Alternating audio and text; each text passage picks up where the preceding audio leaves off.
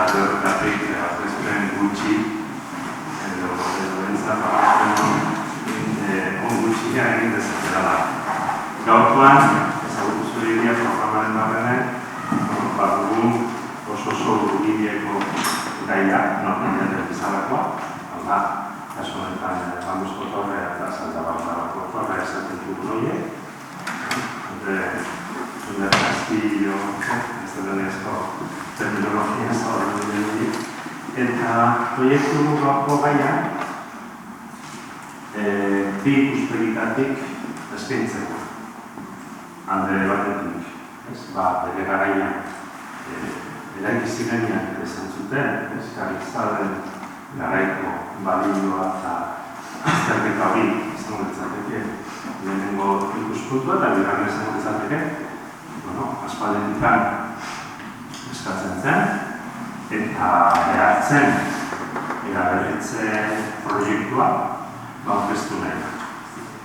Orduan, zein horretarako, zein pertsona egokiagori horretarako, aritz diez, bakartu Felipe zerbarakite diartu garatu dela, eta horren eskatu behar dugu, zuzen ere abizena behar den bezala agertu ez darako, aritz diez, koronoz, baita maatamin daude, eta arkitekto garritarra hemen dugu. Zein egokiago horri buruz hitz egiteko bera duna. Orduan, aritz zertazki, batzuk ezagutzen dugu lehenik.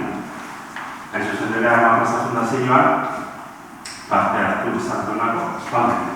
Gaztia da, bere gaztetasun horretan, hainbat proposamen egitu eta landu ditu gurekin. Eta guretzat hori ere Armaglazaren balioetako bat da.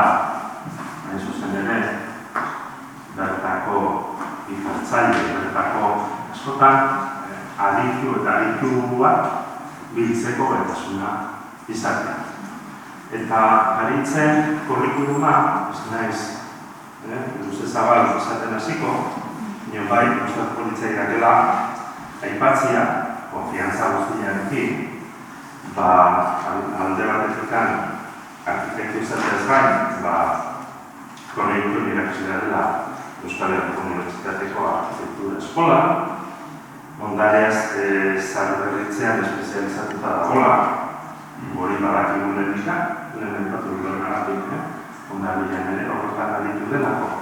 Esate baterako, ondartiko arziak zaharberritzeko lanketan ere aditu delako, beste leku batzutan ere, Grazalde Campus Fabrikia zaharberritzeko proiektuan, Trujillo ere egindako lanak, Lesakako osasun zentral ditzeko lanak egin ditolako, eta besteak beste, Award for Emerging Excellence in the Classical Tradition 2019ko saria, kaso durako, lanenak. Beraz, badu nor, eta gainera esan bat dugu, eta gainera oso atsegin handiz esan bat dugu, Enrique Lekuna beka lehenengo bekaren deialdia, Josu Narbartarekin batera, irabazizulako, Armaglazatik, udalak eta gero Armaglazatik bideratutako beka hori irabazizulako eta proiektua da oso hurbileko proiektu bat zen, portuarrak begirada historiko bat, ondarregiko itxas komunitateari lana, eta bai, atsegin notiz, gainera zertatut, gure asmoa izango dela lana bukatu dutenez eta Armaglazatik aurkeztu dutenez, datorren urtean argitaratu nahiko dute. Beraz, uste dut Armaglazan dituen helburuen artean, bete-betian, sartzen dela gaur egingo dugun aurkezpena, egin den lana eta zabatzarik gabe gonbidatuta gaude biharko irteerako. Egia esan gaur erdugaldiak ez dugu egin lagun, uste dut azkeneko iragarpena behiratu, uste dut biharko erdugaldi hori izateko esperantzatzen hori. Eta besterik ez, eskerrik asko etortzeagatik, programa ezaguna da, zuetako batzuk, gainera binta berze etortzen izate, eta horrengoan berriz hasi gara martxan, eta nahiko duke, aurten du ikasturtu ere, Hemendik aurrera, Aritz, zurea da hitza, entzun ningo dizugu, eta gero, galdera entzunen tartia irekitzen denean, izango dugu. Hori, gure jakin mina zentzen. Mila esker Txomin. Txominek komentatu duen modura, gaur Jaizkibel mendiko dorre karlista edo liberalen inguruan jardungo era. Hemen Dario Erregoiozen irudi honetan ikusi daiteke dorre hauen testu ingurua, behaien testu inguru garaikidean edo 19. mendean mailerakoan. Hemen, Jaizkibel edo itxasadar, Bidasoa ibaiaren itxasadarreko lurrak ditugu Jaizkibel mendian, eta hemen, gainera Dario Erregoiozak markatuta, Hondarribiko lurretan dauden bi dorreen profila nabarmentzen da. Gaurko eta biharko hitzaldiak horrela antolatu ditut, gaur dorren inguruko testu inguru historiko eta geografikoa landuko dugu gehien bat, dorren ezaugarriak, zituzten patologiak eta arazoak, eta egin diren interbentzioen inguruko zeinbait gauza jorratuko ditugu, modu laburrago batean, eta bihar egin diren zaharberritze eta kontsolidazio lanak, eta esaten modura, bihar zaharberrikuntzaren inguruan sakonago hitz egingo dugu, dorreak hor daudelako, eta saiatuko gara aurreko egoera eta gaur egun gelditu denaren arteko konparaketa hori egiten. Hori ez duzan nahi, bihar baita ere kontestuaren inguruko zerbait landuko dugu, eta gaur baita ere egin diren lanen inguruko aktuazioak. Esan beharra dago, dorre hauek hirugarren karlistaren testu inguruan eraikitzen direla. Dorre karlistak deitzen dira, karlistarengatik, baina liberalek eraiki zituzten. Hirugarren karlistada horretan, Hondarribia denbora gehiena, eta Hondarribia, Pasaia eta inguru hori liberalen menpe egon zelako. Esan beharra dago, Hondarribiko historiaren marko horretan, nolabait ere, hiribilduaren gainbehera momentu batean txetartzen direla gotorleku edo dorre hauen eraikuntza. Aspaldi pasata zegoen hiribildu arresituaren indar hori, bere balio estrategikoa hiribilduarena galdua zegoen, eta indar horrela, dorre hauek 1863an inguru eraiki zirenean, azkeneko hiribilduko setioa duela 150 urte jasoa zela, kasi dorre hauek gugandik dauden distantzia berean.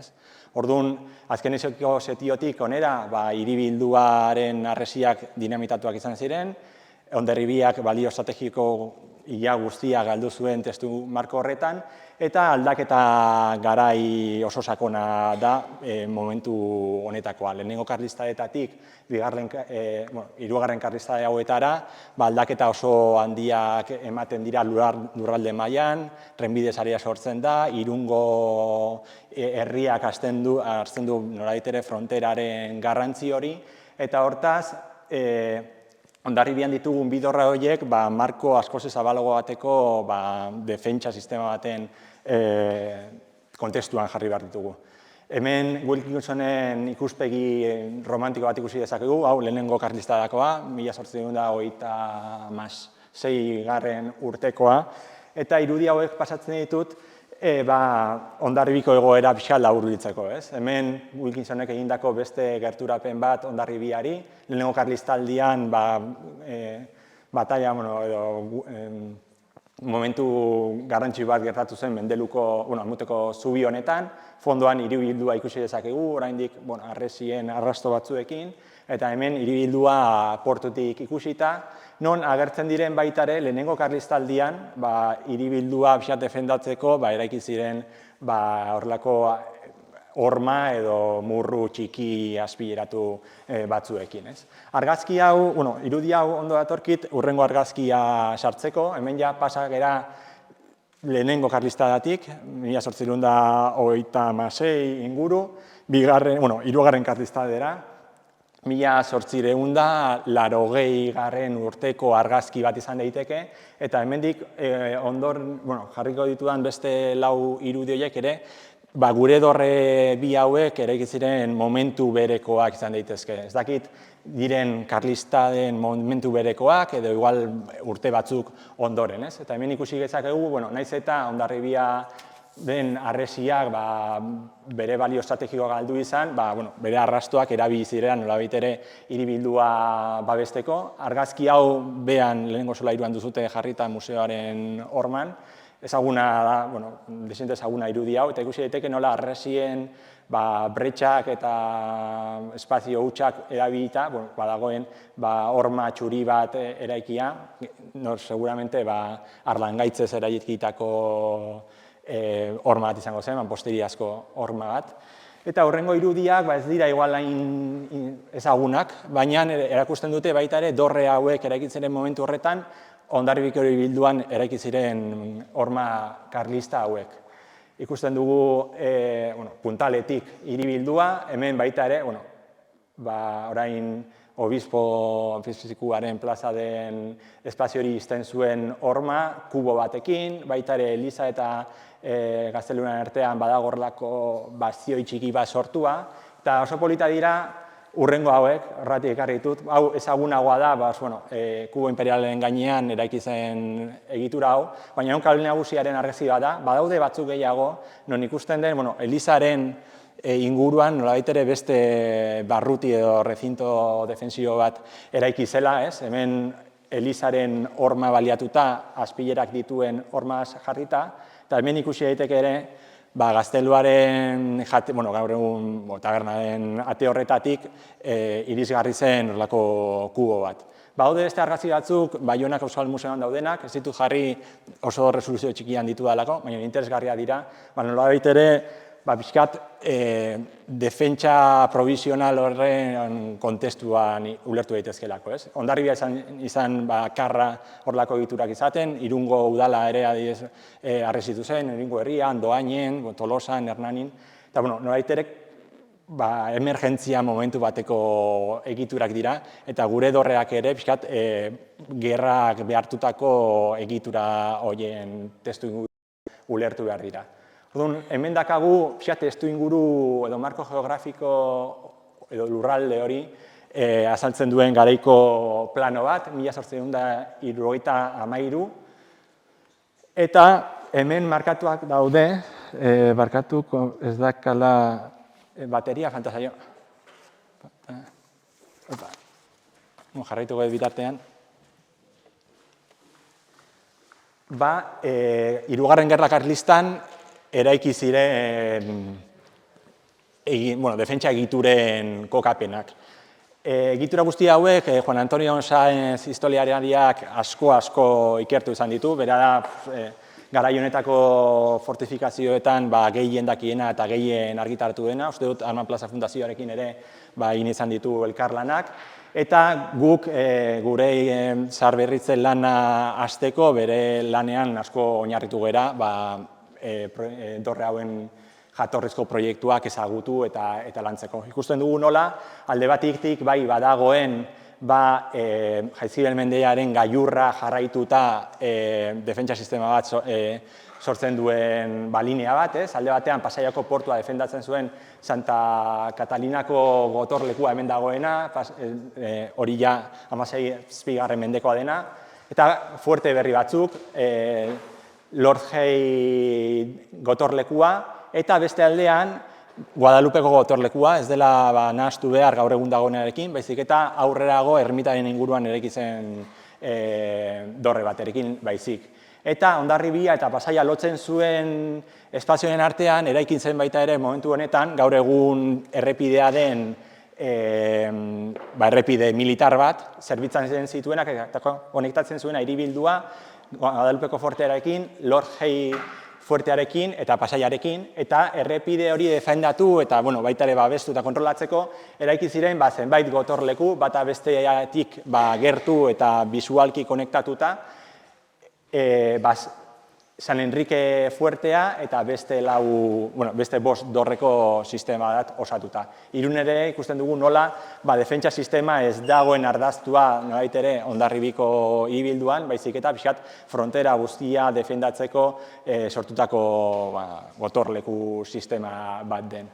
Ikuspegi berdina Aiako Harritik, hau lagun batek emandako argazkia bat da, Josu Ramos, eta hemen ikusi dezakegu Jaizkibel mendiko profila eta hemen gainean zonalde honetan eraikitako gotorlekuen testu ingurua. Lord Hay fuertea, hemen Guadalupeko fuertea, San Enrique fuertea hor erdian, oraindik arrastoak badira, eta tartean elementu defentsibo hauek lotzen zituzten dorre vigia edo kasi guardia egiteko dorre batzuk.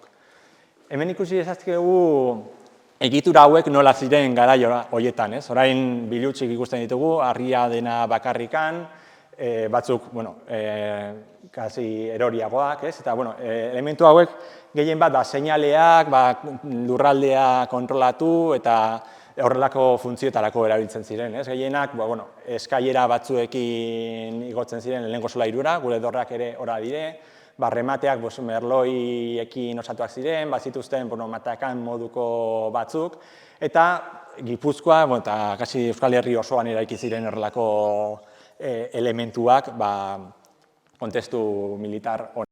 Hemen beste batzuk ditugu, eta ikusiko dugu nola gure kasuan ere oso antzeko egitura batzuk dire, kasi standarrak, eta copy-paste, kopia-pega baten bidez osatzen zirenak. Batzuk bazituzten enpalizada moduko batzuk besteko, gure kasuan ere foso batzuk proposatu ziren eraiki zirenak, eta bar. Orduan, gehiago ardazuta Jaizkibel mendian, hemen ditugu orain Lezoko lurretan dauden 3 dorreak. Ikusi dezakegu egitura eta ezaugarri oso homogeneak dituztela 3 hauek, oin hexagonala duten dorre batzuk dira, denaz harlandu eginikoak, eraikuntza nahiko on batekin, rematea mentxula batzuen bidez hegalean ateratzen da, eta barruan dute base oinarri bat, ebazten duena lurrarekiko atakea edo lotura, daka gorputz zentral bat barruan 2 solairukin, eta gero goian horrelako terraza bat edo 3. nivel bat. Hemen ikusi dezakegu baita ere, sarrera hori, eskailera batzuen bitartez egingo zela goiko tokian, eta bain kontserbazio egoera modu ezberdinean daude, eta horietako bat, ez dakit hauetatik zein, sarrirritu izan da baita ere, Hondarribikoak sarrirritzen ziren momentu berdinean.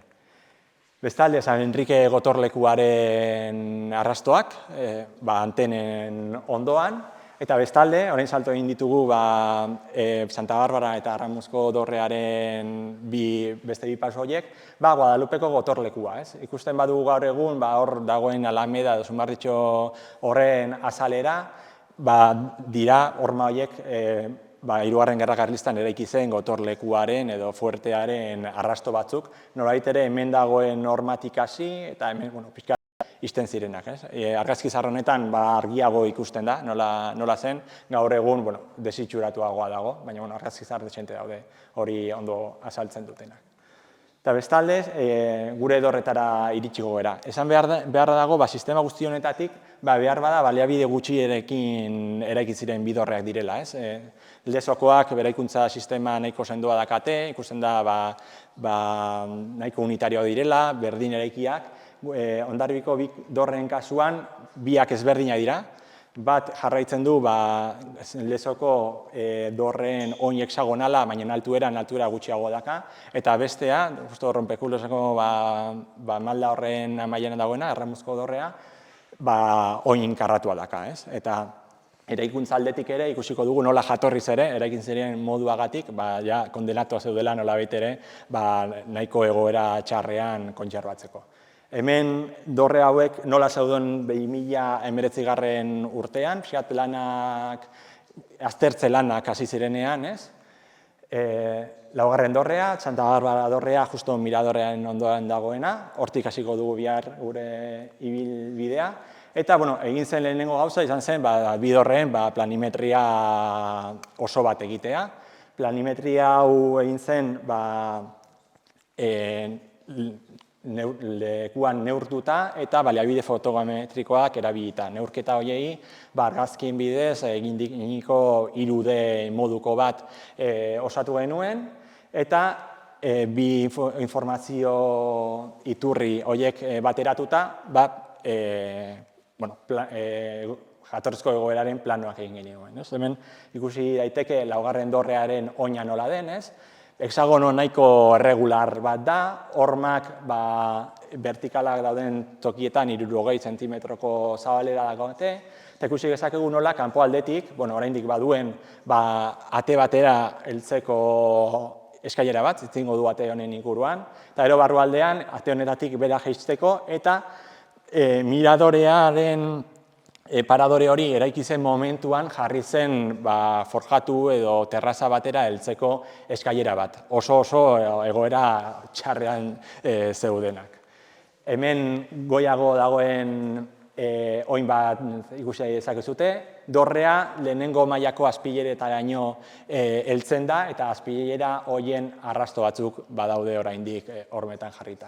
Eta bestalde, laugarren dorrearen altxaera nagusia, eskailera, ate honekin, alboateko altxaera, eta ikusi dezakegu, argazkietan argiago ikusiko da, nola dorre hau estabilia aldetik eta egitura aldetik, egoera maila, kontserbazio maila on batean zegoela esan daiteke, bazituen zenbait galera, konpontzea garrantzitsua zena, eta gehien bat dorre honek zuen arazoa zen, eraiki zen forjatu horrek sortzen zuen arriskua.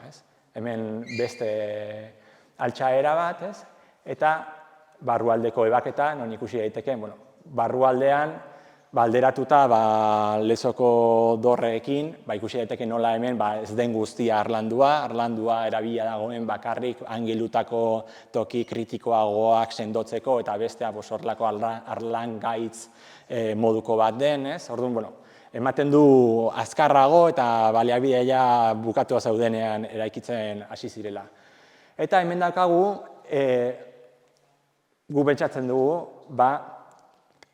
badela dorre honen argazki bat. Kutxatekan gordetzen da, eta kutxatekan jarria dago San Estebaneko dorre bat izango balitz bezala, baina hemen hor, pantaila honetan ez da ikusten, hemen ikusi daiteke Jaizkibel mendiaren profila, eta dorrea gurearen ezaugarri oso berdintxoa ditu, inkluso hemen dauden harri batzuk ematen du gure dorrea dela. Eta argazki hau oso interesgarria da, helarazten duelako nola eraiki ziren eta nola ziren dorre hauek jatorriz, hau izan daiteke 19. mendearen amaieran, seguramente, eta ikusi daiteke nola, gaur egun mantentzen den zatiaren oinarria hemen dagoen, ez da ikusten aterik, hemen dago atearen zonaldetik fondora aterata, horrek esaten digu ate hori ondoren ireki zela, seguramente paradorea eraiki zen momentu horretan berregin zutelako zonalde hau, horregatik behar bada kontserbazio egoera hobea zen dorre honetan, 60. hamarkadan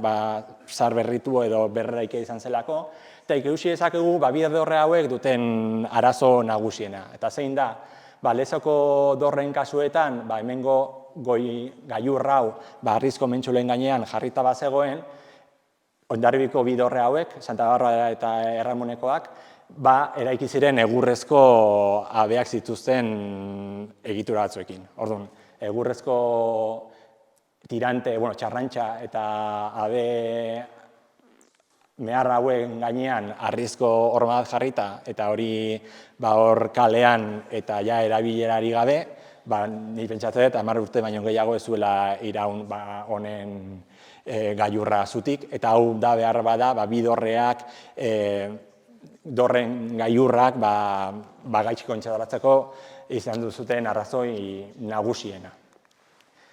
Oso gaizki ikusten da hau, ez dakit ikusten duzuten hortik, gaizki da, baina hemen konparateketa bat dago, Juan Antonio Sáenzek bere liburuan ekartzen dituen jatorrizko planoen eta kontserbatu den eraikinen arteko alderaketa bat, baina igual pasako dugu eta bihar komentatuko dugu tokian.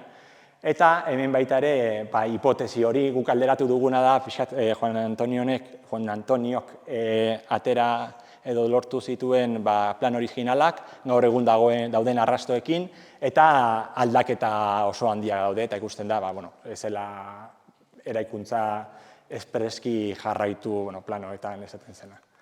Eta bestalde, 5. dorrea, bere kontserbazio egoera txarragoa zen, gehien bat estabilitate aldetik, hormen zati asko eroriak zeuden, dorrearen zati bat irristatua zegoen lurrarekiko, horrek pitzadura handiak sortu zituen, eta problematika handioagoak kaleratzen zituen zaharberrikuntza aldetik. Baita ere landarei aldetik bestea jendea mugitzen den tokian egonik, landaria gutxiagoa zen, eta beren kasuan zuhaitzak eta denetarik zegoen hor hormetan sartuta, eta zaharberrikuntza lanak zailagoak edo konplexuagoak izan ziren. Hemen beste dorretik Guadalupeko aldera ikusten den ikuspegia, eta hemen beste alde hori, non ikusi daiteke, hemen zuen pitzadura desente handia, hemen kontserbatzen diren duela hamarkada batzuetako argazkietatik ikusten da hemengo zonalde asko duela gutxi erori izan direla, eta hemen ikusi daiteke jatorrezko sarreraren ate bat proiektuan nolabait ere pixkat azaltzea erabaki dena. Berriz ere oinak, kasu honetan oin karratua duen egitura bada, dimentsio aldetik kasi antzekoak dira. Altxaeran honek baduena da terrenoa, edo lurra inklinatuagoa dela, eta horrek behartzen dio egitura honi horrelako pedestal edo base altu bat sortzea, arazoak eman diona baita ere estabilitate kontutik. Eta base honen gainean, beste altxaera batean inkluso handiagoa dena, 2 metro territiko altuera duena, hor dorrea jartzen da. Dorrea baita ere eskarpadun profil batekin eta gero vertikala den elementu batekin. Be solairua hemen eta goiko solairuko azpilerak hemen agertzen dira. Beste kontrako altxaeran, non ikusten den hemen atearen zonaldea, hemengo zati guzti hau pixkat eroria zegoen, beraka, eta horrek behartu zuen gainera hemen atea egonik, material edo masa gutxi zegoenez, dena pixkat beraka erortzea, eta honek arazoak eman zituen. Guk egin genuen aztertze lanetan, hau identifikatu genuen arazo larrien bezala, baina gero ja andamioa jarrita eta hemen gora igo ahal izan da, hemengo elementu honek ere problematikak sustatu zituen eta desmontatu eta berremontatu behar izan zen estabilitate garantizatzeko. Beste altxaera, ikusi daiteke hemen, oinarriaren horma, dena desagertua, 1,5 metro eta inkluso 1 metro bateko harri zatiak desagertuak zeuden, eta gainera oso jana zegoen landare diez. Barruan hemen zegoen material guztiak barrura eroria zen, horrek barruko lurraren nivela igota zuen, karrak bultzatzen zituen horma kanporaka eta ezetasunekin eta hau honen disgregazio egoera nahiko serioa zen. Eta gero beste altxaera, kasu honetan kontserbazio egoera hobeagoa zen. Hemen berriz ere jatorrizko planoen proiektuaren eta berriz ere ukitu dut elementua, momentu bat. Horgoaz, zaitu gana zezkuiten. Konparaketa hori dugu, bihar ikusiko dugu hobeago planoetan. Eta hemen pasakutuko dut komentatu ditugun patologia eta arazoak laburbiltzen dituen irudi batzuk. Hemen dorrea, azpialdetik, ikusten da base guztia desagertuta, basera gerturatzen bagera ikusi daiteke zein zen egoera. Hemen eroriak dauden pieza asko berreskuratu dira tokitik, sustraiak arazo larriak sortzen dituzte, hormetan sartuta hasi eta piezak asko mugitzen dituztelako. Beste angelua baita ere galdua zegoen pixkat, gero andamioa jarri eta belardi edo zuhaitz guzti hauek enduta, ikusi genuen hemengo zonalde guzti hori ere nahiko ukitua zegoela. Eta hemen bi konparaketa hau izango da, años 80, lago zara eta argazki hau, 1980, ezakit hori inguru, eta hau 2019, eta ikusi daiteke gehien bat, hemengo zonalde honetan gertatu dela arazo guztia, hemen pitzadura hau baita ere handitu da, eta mugimendu hori gelditzea garrantzitsua zen. Zuaitzak ikusten duzute, kasi berdintzu zaudela momentu hartan eta orain, ez? Eta pitzadura hauek, kasi alde batetik bestera pasatzen ziren. De hecho, elementu hauek jatorriz, tronera moduko edo, tronera da disparoa egiteko zulo baten modura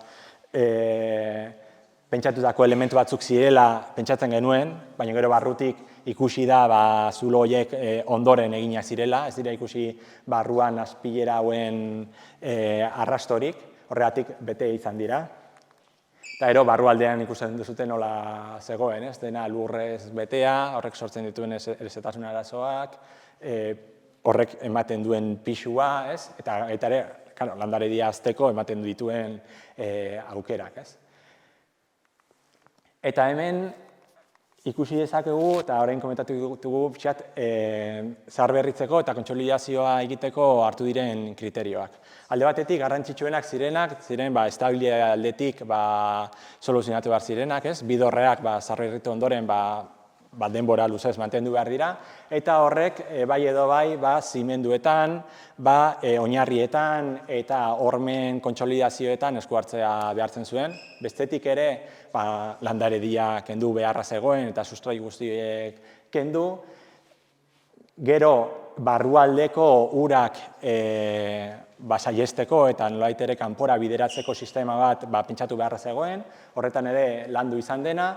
Eta azkenik, hau ja teknikoki eta baita ere dorreak zaharberrikuntzaren ostean izango zuten irudiari dagozkiona, erabaki zen dorreak zuten nolabaiteko kutsu romantiko hori, horrako ruina, mendian saltutako ruina horren irudia mantendu behar zegoela. Eta horrek ere problematika batzuk sortzen zituen, nolabait ere eraikinen gailurrak eraikina babesteko pentsatu daudelako. Etxe bat, teilatu batekin, teilatuak urak kanpora botzen ditu, barrualdea babesten du, eta horrek eraikinaren mantentzea errezago egiten du, ez? Kasu hauetan, garrantzitsua zen zuten ruina irudi hori mantentzea, ez? Nolabait ere, dorre hauen reklamo handietako bat hori zelako, ez? Gehien bat miradoreko dorri horretan, ez? Hor mendi muñotxo horren gainean jarritako ruina baten irudi hori, eta horrek beharrezkoa egiten zuen, hemengo remate irregular honen gainean, hormak babesten zituzten elementu batzuk jartzea, gero ikusiko ditugu. Eta ikusten da hemen jatorrizko egoera eta proposamena zein zen. Kasu honetan, dorre honen kasuan, berregin beharra zegoen base guztia, base berri hori sendo eraiki, eta nolabait ere galdutako zati guzti horiek reintegratu, ez bakarrik forma aldetik, baizik eta estabilitate aldetik ere. Beste aldetik, antzeko zerbait egina beharra zegoen. Hau da, atearen aldea, eta egiten zena zen, base guzti hau kontsolidatu, ez? Inkluso jatorrizko proiektuan pentsatua zegoen tronera bat zena nolabait ere betetzea hemen pitzadura hau saihesteko bide horretan, eta gero hemen zegoen elementu solte hori jatorrizko proiektuan pentsatzen zen ere nolabait ere lotzea materialaren jarraitasuna bermatzen zuen triangelu bat sortuta, eta bide batez elementu horrekin ere atearen kokapena pixkat nabarmendu da, baita ere eraikinaren interpretazioa errezagoa egiteko. Laugarren dorrearen kasuan, dorre beraren kontserbazioa nahiko ona zen, angelu honetako piezak galduak zeuden soilik, hemen beste argazki bat ikusi dezakegu, hemen 80. hamarkadan eta gaur egun, eroritako elementuak hemengo pieza hauetan, baina beste guztia nahiko ongi, ez? Ikusi dezakegu, erori den gauza da, behar bada, paradora eraiki zen momentuan ukitu ezena, ez? Eta hemengo elementua, paradorea eraiki zen momentu horretan, bota eta berreraiki izanagatik, hobe kontserbatzen zen. Hemen da, angelu honetan faltatzen zen zati guztia, gero andamioko argazkitatik ikusten da ongi gauzek dituzten dimentsioak eta hemen zegoen sakonera, inkluso hemen angelu honetan 5 zentimetrotako zabalera zuen horma bat gelditzen zen. Eta gero, bazituen baita ere oinarrian zenbait arazo, arazo txiki, pixka kontsolidatu behar zirenak, oinaren material falta hauek.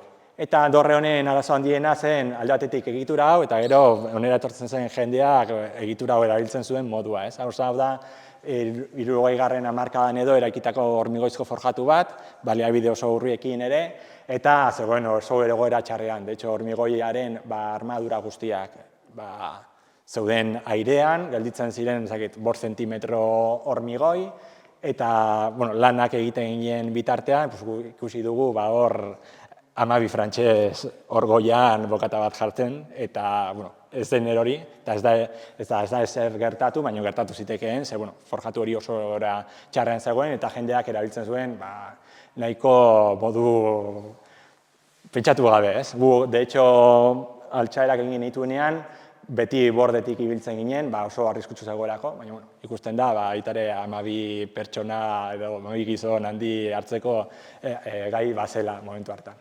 Eta hemen ikusi daiteke, baita ere, forjatu hau sartzeko, eraiki zen horrelako, edo egin zen horrelako roza bat, zulo bat, forjatu hori sartzeko, eta baita ere garaikidea dena.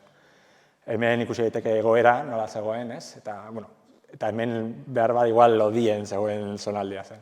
Berriz ere bi elementu horiek, eta hemen pasako era proiektura, jatorrezko egoera nola zegoen, dorre hau, zoom pixkat gehiagorekin. Hemen ikusten da pixkat material garela gehienak, pare bat zulo hemen, eta proposamena honakoa zen. Alde batetik, hau reintegratzea, gero ate bat jartzea baita ere, sarrera kontrolatzeko, eta hasierako proiektuan ere proposatzen zen pixkat goiko estabilidadea eta hormigoizko pieza hori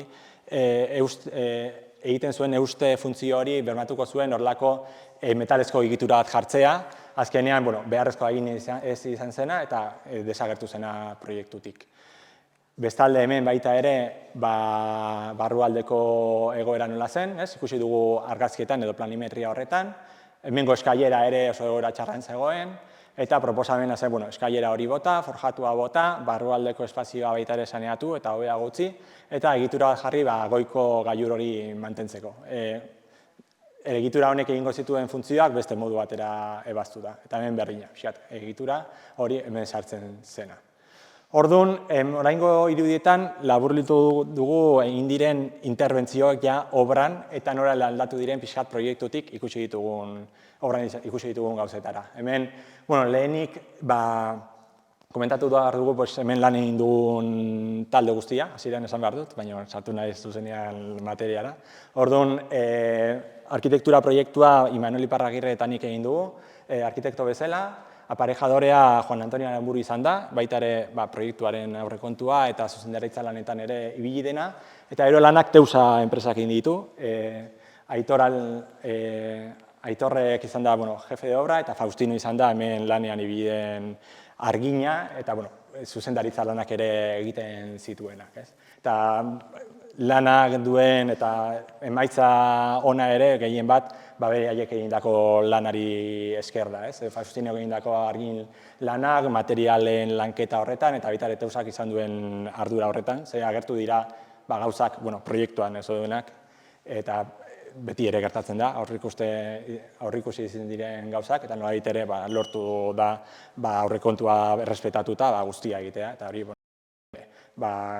konstruktorearen jarreraren emaitza bada.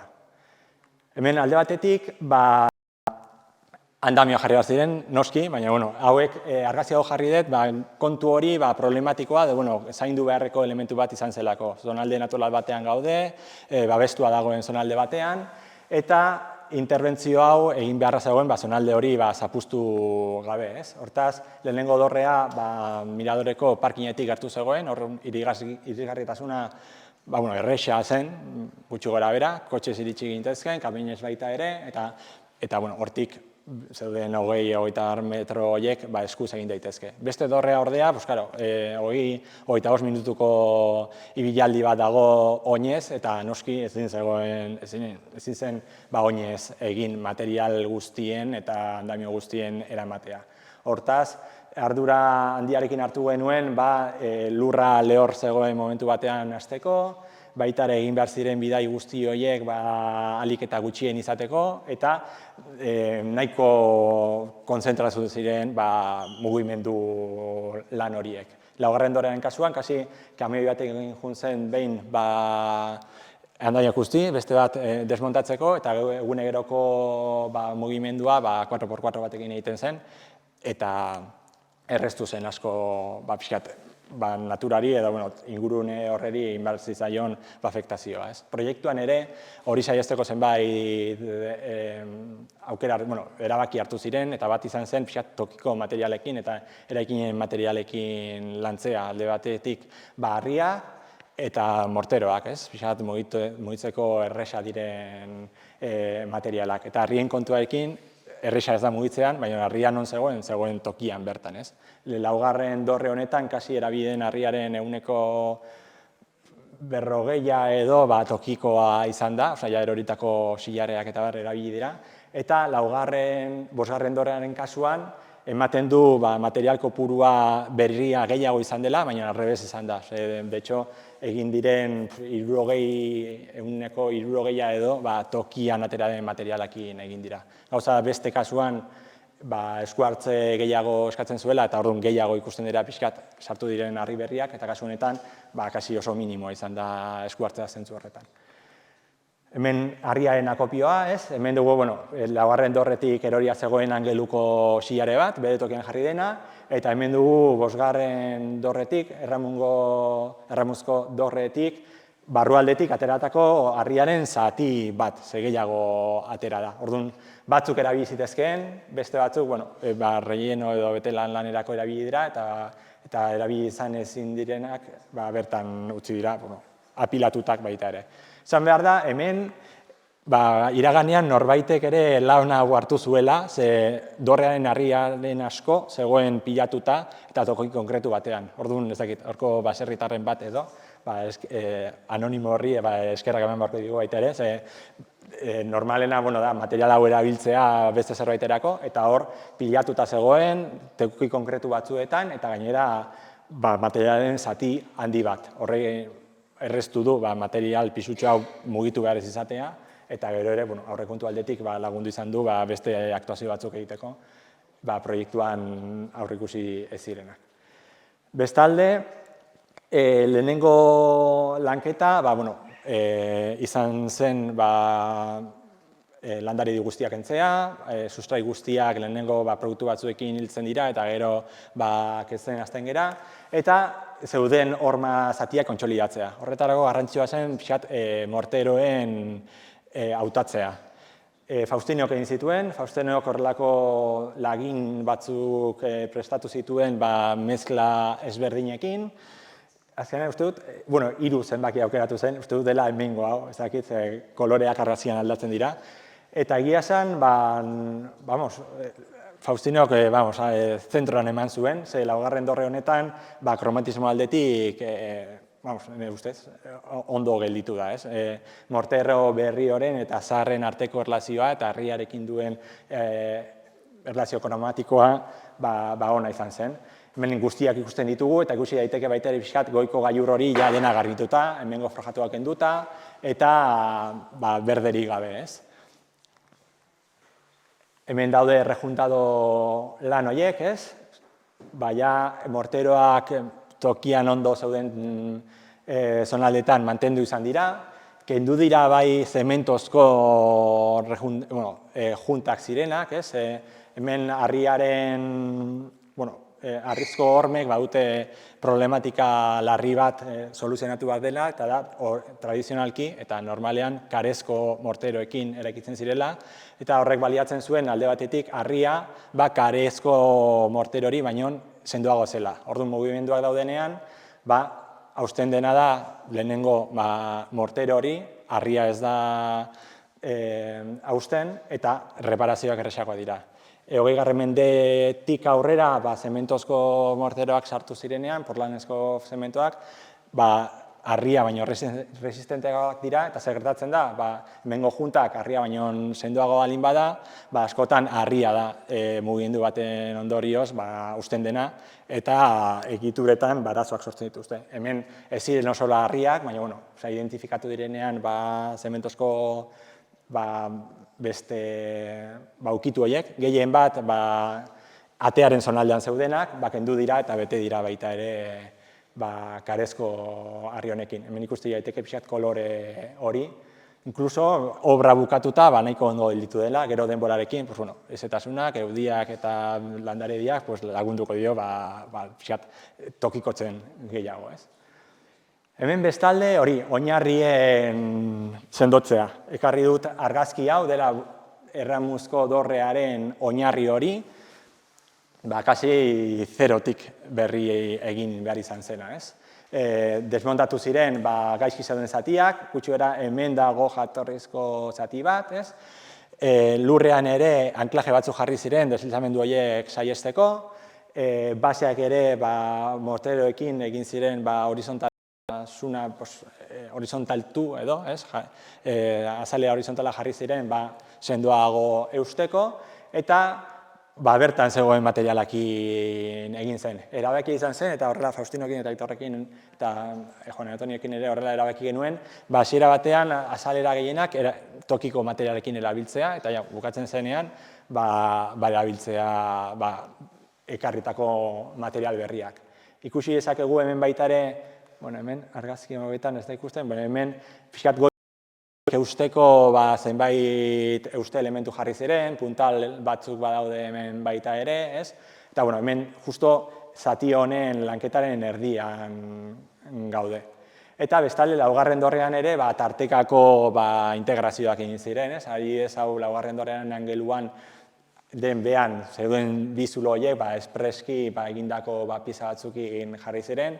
Pieza horiei ere baita ere apikonado akabera bat eman zitzaion, ez? Pieza hauek normalean lauak eta nahiko eskuadratuak etortzen dira obratik, ez? Obratik, kanteratik. Kanterari eskatu genion trataera batek hartzeko, eta gero Faustinok trataera gehiago eman zion pixkat irregulartasun hori kentzeko, eta gehien bat, angeluetako jatorrezko ertz zorrotzoiek hausteko, bestela oso ezberdin geldituko zirenak, ez? Eta gero bestetik, hemen ikusi dezaketzute, laugarren dorreak zuen material falta. Hemen jabean jarrita dago lehenengo argazkian lurrean zegoen harlandu hori, eta hemen angeluko pieza berriak. Josi direnak baita ere metalezko, metal inoxidable batenkin josi dira, horien euste eta joste ezaugarriak hobetzeko. Eta hormei dagokionez, azkenik goiko babesa, komentatu dugun estalkiaren kontua. Hemen, gazteleraz lomo de gato deitzen da, horrelako urak botzeko isurialde batzuk jarri behar dira, ura harrien artean sartzeko, eta harrien artetik sartuta, horma guztia, barrualdetik ezetasunarekin jateko. Orduan, erabaki zen mortero berdinarekin egitea, sartu zitzaion pixat hidrofugoa edo ura kanporatzeko ezaugarriak dituen material bat sartzea, eta baita ere elementu hauekin urak bota, baina baita ere goiko pieza kontsolidatzeko laguntzen du, zen baita ere josten ditu adibidez hemen goian dauden pieza solte horiek. Orduan dute bi funtzio horiek. Erabaki zen hemen 5 zentimetrotako sortzi, azkenean jarri ziren tartea ustea kanpoarekiko behitik kasik ez ikusteko. Orain noendik ikusten dira txuri daudelako, baina denborarekin tonoa jetxiko zaio eta integratua geldituko da. Eta bestetik lurrean egin zen trataera. Bi dorreetan antzeko egin zen. Dorre honetan ez zeuden betelanik, orduan egin zena da pixkat maila jetxi dorrearen oinarriraino. Zanja bat egin zen, hemendik erreten bat jarri eta urak kanpora ateratzeko. Eta honen gainean egin zena zen hormigoizko malda batzuk jarri, sumidero honetara eramaten dutenak. Hormigoizko elementu hau banatua dago hormekiko pieza elastiko batekin, deformazioak sortatzen direnean bi elementu horiek ez ukitzeko. Eta honen gainean jarri da gaur egun ikusten den grabazko material hori, edo lur hori, oraindik ikusten da jarri ziren lamina geotextilak eta babes elementuekin, baita ere landariak saihesteko eta karea jarri zitzaion baita ere lur honeri, alde batetik kontsolidatzeko, da graba bat karearekin, orduan lehortzen denean nahiko zurrun gelditzen da, eta kareak ere saihesten du teorian naturaren hazkundea. Teorian esaten dut, ja hasi dira lehenengo brote berdeak ateratzen, ezinezkoa da dena gelditzea, baina, geldituko du zerbait, eta orain mantentze lan azaleko batzuk egin behar dira zentzu horretan. De hecho, dorre hau lehenengo dorrea izan zen, martxoan hasi ginen gutxora obrarekin, oraindik mendia ezea zegoen, orduan hau hasi zen lan zen, gertu zegoelako karreteratik, eta bukatu zenean, ja maiatza inguruan ginen, eta hasi ginen Erramuzko dorrearekin, ja juteko aukera zegoelako. Orduan, Erramuzko dorrearekin hasi ginenean, ja hemen berdea hasia zegoen, eta de hecho lagartijak eta dena ja bizi ziren berriz ere dorrean, así que alde horretatik natura ja bere tokia hartu du dorra honetan eta bestean baita ere. Eta gero bestalde, hemen ja spoiler pixka ja bukatzeko, aurreko eta ondorengo egoerak bidorrenak, eta honetan sakonduko dugu ja bihar goizean, 11:00 miradoretik hasita. Nola zagoen, dorrearen zonalde okerrena zena, eta hau nola gelditu den.